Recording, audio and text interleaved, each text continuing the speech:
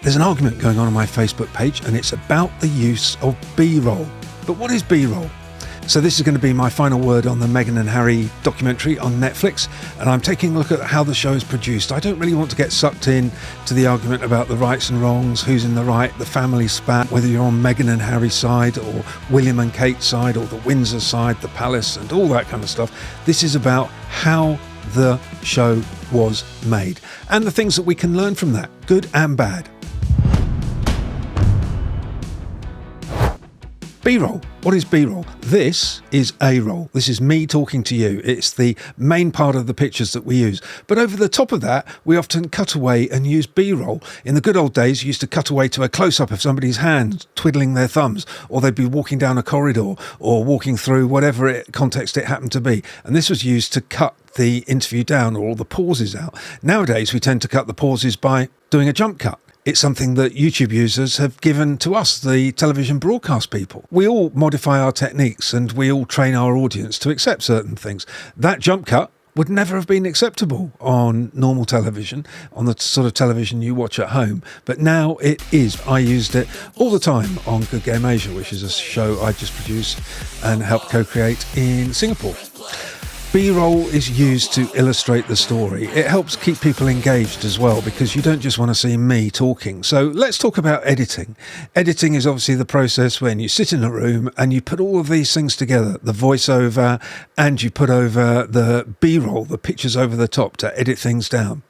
And if I use a picture like this, you can see that it's all legitimate and happy and lovely, whereas if I talk about editing and those producers manipulating the story, I might use a picture like this. That tells the story just using B-roll. Now, the bone of contention happens is when B-roll is misused or misdirected or misplaced, and there have been lots of very famous examples of this, one of which happened at the BBC, and it involved polar bears. It was a natural history documentary about polar bears gambling about in the wild, but then they wanted to show polar bears in a polar bear nest or cave. What is a polar bear nest or cave? Anyway, polar bears and the mum nurturing the young.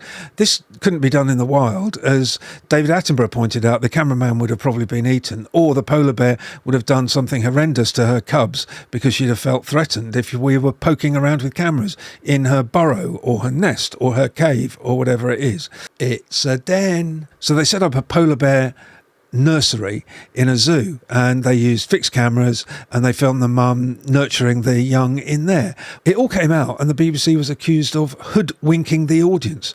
Were they really?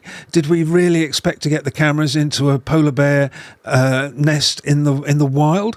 You can make your own mind up, and I'd be interested in comments below, which I always answer, about your feelings about that. In the Meghan and Harry documentary, there were some very questionable usages, or in my opinion, and that's where the argument comes in on Facebook, usage of B-roll. So the voiceover was talking about press intrusion into the lives of the royals in a very accusatory way. As we all know, Harry lost his mother allegedly to the actions of the paparazzi, who are a section of the press that are not regarded in the best light. So it's a very emotive subject, and particularly for Harry. But the point is, they were talking about the press in this particular way, and they used a couple of photos that were nothing to do with being harassed by the press. One of the photos used was taken at a premiere of Harry Potter, the movie.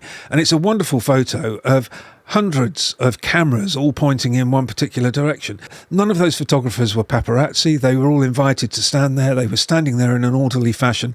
It was nothing to do with the harassment of individuals. The second shot that was used, and it was Katie Price, who's a well-known celebrity in the UK, who actually courts the paparazzi. To a certain extent, her career has been made on being chased down by the paparazzi, and often there are calls made to various paparazzi outlets, magazines that use paparazzi to say, oh, Katie's going to this club, or leaving the country to have some plastic surgery done, or coming back from having some plastic surgery done.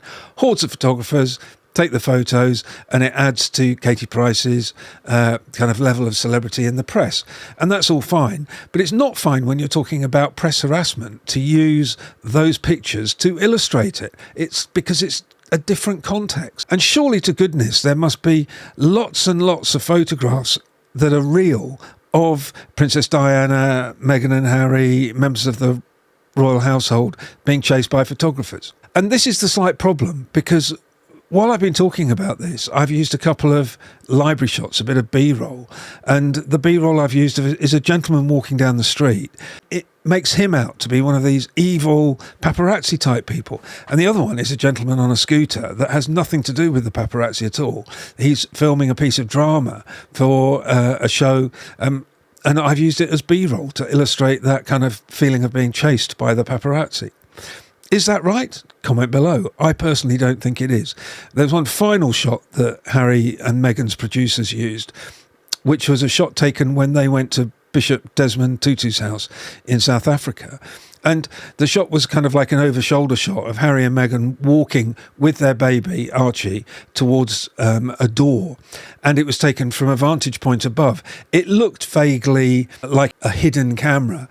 But the fact of the matter was that was a vantage point for 3 photographers chosen by the Sussex's own press department. But here's the serious point behind it. They're talking about the press and press intrusion, and the press are watching every single frame of these documentaries to poke holes in it, to poke holes in their argument, their recollection. Maybe some of those holes need to be poked. Maybe some of those questions need to be asked. Wouldn't it have been better to have only used shots that were irrefutably about being harassed by the press, and therefore not allowing the press the opportunity to criticise the documentary?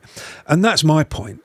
If I were the Sussexes, I'd be very cross that the production team had used these photos and given the press the opportunity to negate their argument for being harassed. And that's really my point. But please join in the discussion in the comments below.